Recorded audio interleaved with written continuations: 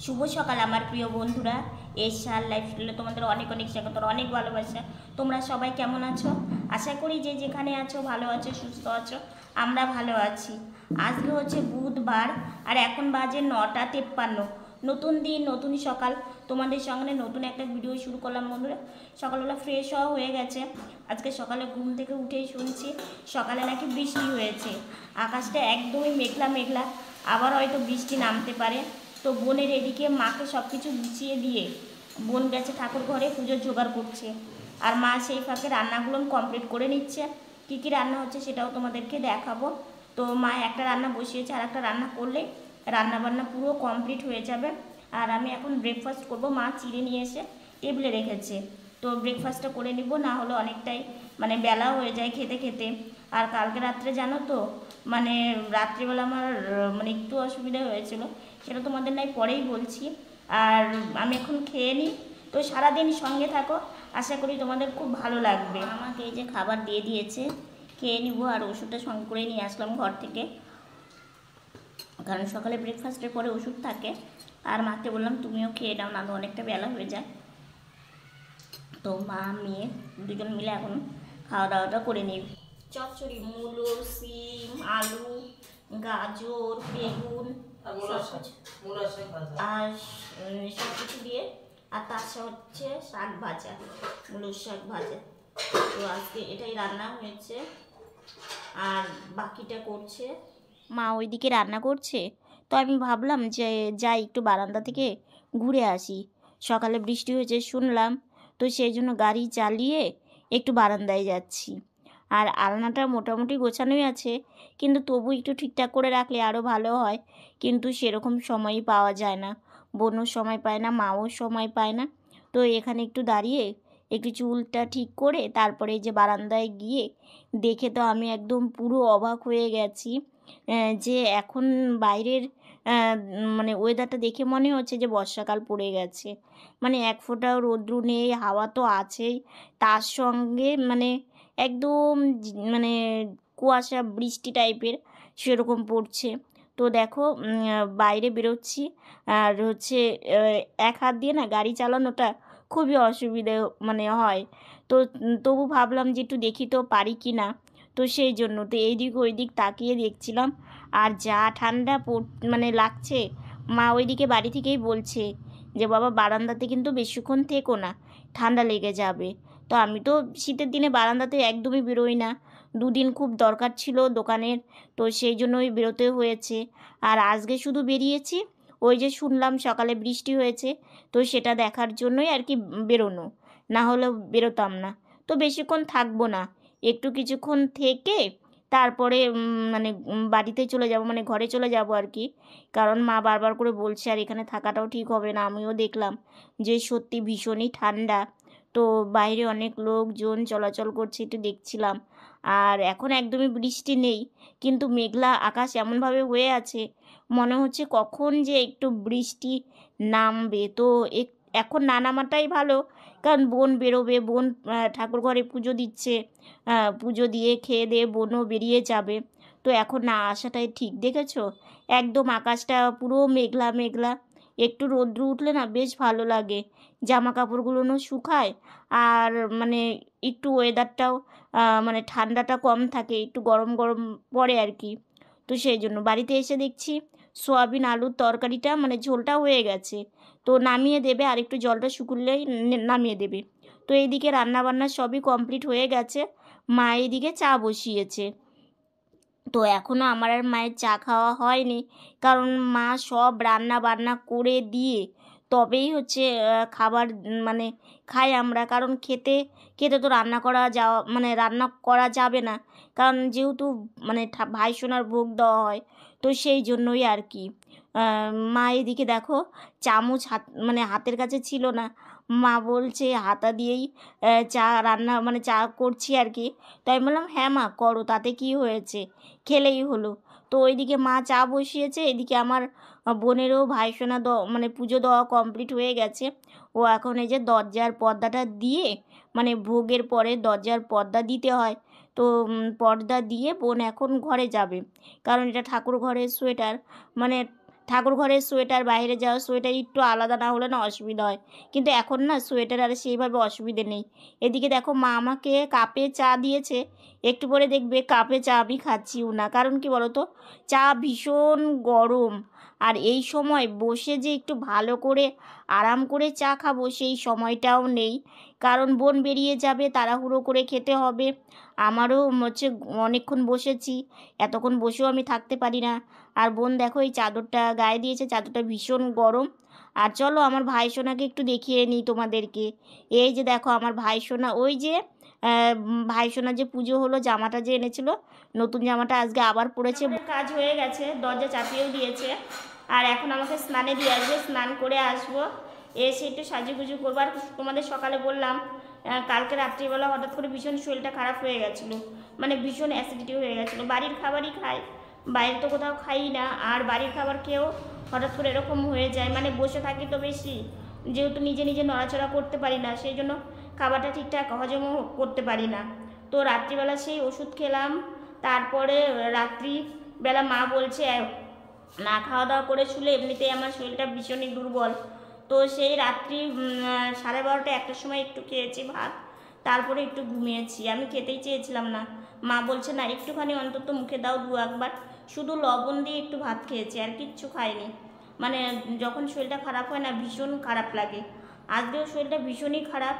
তো ভাবলাম তোমাদের সামনে না আসলে না আমার নিজেরও যেমন ভালো লাগে না, আর তোমরাও চিন্তা করবে, তো সেই জন্য।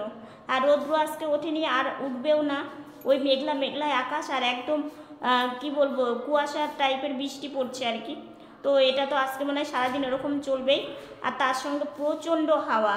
তো দরজা জানালা সব বন্ধ করেই রাখা হচ্ছে, কারণ ঠান্ডাটা পরদিন বেশ কমেছিল, কিন্তু এই মেঘলার কারণে আর হাওয়ার জন্য আবার ঠান্ডাটা যেমন তেমনই পড়ে গেল। কি করব, চলতেই হবে এইভাবে। ঠিক আছে, আমি বসিয়ে দিয়ে চুলে চিরুনি করে দিল, আর খেতে দেবে। এই যে জলের গ্লাস, হাত ধোয়ার মগ, তক্তা সব কিছু দিয়ে দিল, খাবার বাড়ছে। আর সকালে একটু বৃষ্টি হয়েছিল, সারাদিন আর বৃষ্টি হয়নি, ভীষণ ঠান্ডা পড়েছে আবারও। তো মা বললো ঘরেই খেয়ে নাও, বাইরে আর যেতে হবে না। তো সেই জন্য খাবার জন্যই বসেছি আর কি। আর জামা কাপড় কিছুই শুকোয়নি জানো তো, আসলে রোদ্রু না উঠলে না জামা কাপড় আর শুকোতে চায় না। তো ছাদেই মেলেছে, তবু একটা জামা কাপড়ও শুকোয়নি। তো খাওয়া দাওয়াটা করে নিই, কারণ হচ্ছে এই সময় যদি না খাচ্ছি না, 2 দিন খাইনি, তো সেই জন্যই নাকি অ্যাসিডিটিটা কিংবা শরীর খারাপটা এতটা বেড়ে গেছে। তো সেই জন্য ভাবলাম অল্প হলেও একটুখানি খেয়ে নিই, কারণ একবারে তো খেতে পারি না, তো সেই জন্যই আর কি। তো এই যে মা খাবার নিয়েও চলে এসেছে। আজকে হচ্ছে রান্না হয়েছে সোয়াবিন আলু দিয়ে তরকারি, আর ভাত, আর চচ্চড়ি করেছে, চচ্চড়িটা আমি নিইনি। ঠিক আছে, আমি খেয়ে নিই। আগে সোয়েটারের অনেক কষ্ট ছিল, কিন্তু এই বছরের সোয়েটারের একদমই কষ্ট নেই। আমার বোন দেখো কত সুন্দর তিলক পরেছে, আবার এদিকে এই নতুন সোয়েটারটাও পরেছে, কেমন লাগছে। শুভ সন্ধ্যা বন্ধুরা, সন্ধ্যাবেলা বসে আছে, আর দেখেছো আজকে আবার সেই যে একটা মানে কি বলবো খুবই বেশি ঠান্ডা যাকে বলে সেটা আবার পড়ে গেছে। হুগিটা বের করে নিয়েছি, পরেছি, কিন্তু এটা পরে না নড়াচড়া করা আমার দিক দিয়ে না একটু অসুবিধাই হয়ে যায়। কারণ হচ্ছে আমি তো নিজে নিজে কিছু করতে পারি না জানোই, তো সেই জন্য হচ্ছে বিছানায় ওঠা, গাড়িতে বসা একটু অসুবিধা হয়ে যায়। কিন্তু কি করব বলো, এত ঠান্ডার মধ্যে হালকা জিনিস পরেও থাকা যায় না, মানে ঠান্ডা লেগে যাবে চট করে। বোনের একবার মানে ঠান্ডা লাগা কমছে, আবার নতুন করে ঠান্ডা লাগছে। ওই যে মেঝেতে বসে বসে ও চলাফেরা করে, তো সেই জন্য ওইভাবেই ঠান্ডাটা লেগে যাচ্ছে। কি করব বলো, কিছু তো করারও নেই, কারণ ওর তো আর মানে হেঁটে চলাফেরা করাও ওর পক্ষে সম্ভব হবে না। তো ওকে মেঝেতে বসে বসে করতে হবে, আর মেঝে যা ঠান্ডা এই শীতের দিনে, ওই জন্য ঠান্ডাটা লেগে যাচ্ছে। আর তার মধ্যে ও গাড়ি নিয়ে কাজে যায়, এবার গাড়িটাও খোলামেলা চারিদিকে, একটা ঠান্ডা হাওয়া সেটাও লাগে। তো সেই জন্যই মা এখন ভাইসোনাকে পুজো দিচ্ছে, আর আমি ঘরে এসে বসে আছি। বাইরে গেলে মনে হচ্ছে কি হাতগুলো একদম ঠান্ডা বরফের মতো হয়ে যাচ্ছে। এরকম ঠান্ডাটা না একদমই ভালো লাগে না, একটু কম ঠান্ডা ছিল ওটাই ভালো ছিল। হ্যাঁ বৃষ্টিও পড়ছিল, হ্যাঁ সকালে বৃষ্টিও পড়েছিল বললামই তোমাদের। তো বোন যখন যাচ্ছিল তখন হালকা বৃষ্টি ছিল, এবার একতে হাওয়া, তার মধ্যে মানে মাথায় বৃষ্টির জল, এগুলো পড়লে তো আবার ঠান্ডা লাগবেই নতুন করে। তো এখন হচ্ছে মা ভাইসোনাকে পুজো দিয়ে এসে তারপরে আমাকে বিছানাতে উঠিয়ে দেবে, একটু রেস্ট নিব, অনেকক্ষণ বসেছি তো তো একটু রেস্ট আজকে ভাই শোনায় কেমন লাগছিল একটু জানিয়ে দাও। হ্যাঁ আজকে হ্যাঁ সকালে তোমাদেরকে ভাই সোনাকে দেখিয়েছিলাম। ভাই সোনাকে কেমন লাগছিল অবশ্যই কিন্তু কমেন্ট নতুন করে জামা কাপড় জানিও। পরেছে আজকে। আজকে তোমাদের সাথে এইভাবে একটু কথা বলছি, কারণ কি বলতো আজকে একটু অনেকক্ষণ বসেছিলাম, তো তো সেই জন্য আর বসে থাকতে পারছিলাম না। তো একটু বিছানাতে শুয়েছি সন্ধ্যাবেলা, ওই যেটা টিফিন করি চা, তো সেটা আর আজকে আর তোমাদের সাথে শেয়ার করলাম না। আর এখন আমি একটু শুয়ে আছি, বোন একটু বসে আছে, বোন আর আমি গল্পই করছিলাম। আর আজকে তোমাদের একটা কথা জানাবো, জানো তো বেশ কিছুদিন হয়ে গেল লক্ষ্য করছি ওরা আমাদেরকে না বলে যে এইভাবে চলে যাবে, সত্যি মানে কিছুদিন হলো কাদেরকে লক্ষ্য করছি, সেটা হচ্ছে ছোট ছোট ইঁদুর এসেছিলো, তোমাদেরকে তো এর আগে দেখিয়েছি। মেঝেতে যদি কোনো খাবার পড়তো মুখে নিয়ে দৌড় দিত। তো বেশ কিছুদিন হয়ে গেল মানে দেখছি ঘরে যে কোনো জিনিস যেখানেই রাখা হচ্ছে সেখানে সেই জিনিস থাকছে। এবার আমি বুঝতে পারছি না যে ওদের এত বিরক্তর জন্য আমরাও একদম পুরো মানে অস্থির হয়ে গেছি, কারণ কোনো জিনিসই ঠিকঠাক রাখছে না, কোনো জিনিস রাখলে সেটাকে নষ্ট করে দিচ্ছে, কেটে দিচ্ছে, মানে খুবই অসুবিধে, মায়ের কাজ বাড়িয়ে দিচ্ছে। মায়ের তো এমনিতেই অনেক কাজ সারাদিনে, তোমরা তো জানোই। তাছাড়াও এদের জন্য আরও মায়ের বাড়তি বাড়তি কিছু কাজ করতে হতো। তো এবার দেখছি মেঝেতে জন্য মানে মেঝেতে যদি কোনো খাবার পড়ে থাকে, যেমন খাবার তেমনই থাকে, সেটা নিয়ে জানা, বিশেষ করে আমরা যে সন্ধ্যাবেলা যে টিফিন করি না চিড়ে, কিংবা যেদিন মুড়ি খাই সেদিন মুড়ি একটু দুই একটা পরে মেঝেতে। তো দেখছি যেরকম জিনিস সেরকম। তো মাকে একদিন আমি বলছি, মা আচ্ছা ছোটো ছোটো ইঁদুর বাচ্চাগুলো কি আর নেই? মা বলছে কেন? তো আমি বললাম কি ওদের আর দেখা যাচ্ছে না, ওরা আমাদের না বলেই চলে গেল। মা বলে কি কেন, তোকে কি বলে যেতে হতো? আমি বললাম না, ওরা খেলাধুলো করতো, এই একজন এসে খাবার নিয়ে যেত আর একজন চুপ করে তাকিয়ে থাকতো, মানে ওদের খেলাগুলো দেখতাম আর কি। তো বেশ কিছুদিন হলো আমাদেরও নানান চিন্তা ভাবনা, ওদের আর সেইভাবে দেখাও হয় না, মনে হয় চলে গেছে। যাই হোক চলে গেছে ভালো হয়েছে, বাঁচা গেছে। কারণ হচ্ছে তোমার যা কাজ বাড়িয়ে দিয়েছে, ঠাকুর ঘরে কোনো জিনিস ঠিকঠাক রাখতো না, এটা ওটা রাখলেই সেগুলো নষ্ট করে দিত। আমাদের শোবার ঘরে ঢুকেও বিছানার চাদর কেটে দিচ্ছে, তারপরে হচ্ছে এই যে আলমারির উপরে উঠে জিনিসপত্র নষ্ট করে দিচ্ছে। যাই হোক অন্তত ওদের হাত থেকে তো অনেকটা রেহাই পাওয়া গেছে। আর এমনিতেও তোমরাও বলেছো যে ঘরে ইঁদুর থাকাও খুব একটা ভালো না সংসারের দিক দিয়ে। তো গেছে অনেকটা আনন্দই হয়েছি, শুধু ওই যে ওদের খেলাটা একটু মিস করি, মানে খেলাধুলো করতো আর কি, সেগুলো নিয়ে। আর তোমাদের আজকে আমি আর একটা কথা বলবো, অনেকের কাছে আমি এটা শুনি, হচ্ছে মানে দুই একজন আর কি, আমি তোমাদের সবাইকে বলছি না, যে তোমার মায়ের বয়স হয়ে গেছে, যেমন আজকেই, তাই তোমার মা এটা পারে না। দেখো সব মানুষ সব দিক দিয়ে দক্ষ না, সব মানুষ সব জিনিস যে পারবে সেটাও না। আর আমার মায়ের বয়স, আমার মায়ের থেকে অনেক মানে আমার মায়ের থেকে অনেকের বয়স অনেক বেশি, তবু তারা এখনও পরিশ্রম করছে।